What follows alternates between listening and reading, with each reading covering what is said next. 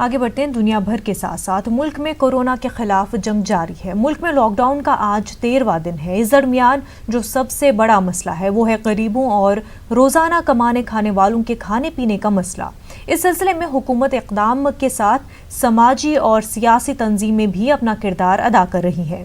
Congress party भी इसमें पीछे नहीं है। आज यूथ कांग्रेस के कारकुनों ने दिल्ली में मुकीम 165 हिंदू पनागजीन खानदानों में फूड पैकेट तकसीम किए। ये तमाम खानदान पाकिस्तान से आए हुए हैं। कांग्रेस कारकुनों ने मजलिस पार्क में इन सब के दरमियान खाने का सामान तकसीम किया।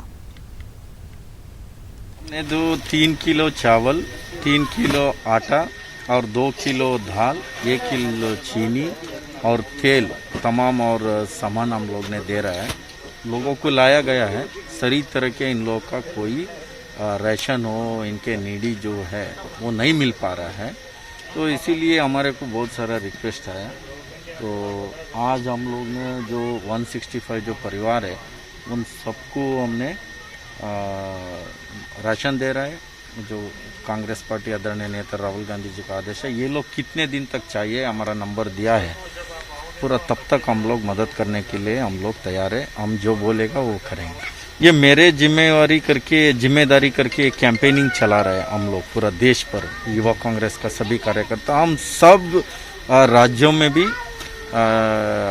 लोगों का मदद करना, गरीब और मजदूर सभी वर्ग लोगों को मदद करने का राशन हो और खाना बना के भी हमने शुरू कर रहा है। जो हॉस्पिटल हो, रेलवे स्टेशन हो, जो मजदूर लोग जो पड़ा है उन लोग को अभी खाना नहीं मिल पा रहा है, खाना भी हमने बना के दे रहा है। जो लोग कुछ घर है उनको राशन नहीं है वो देने का।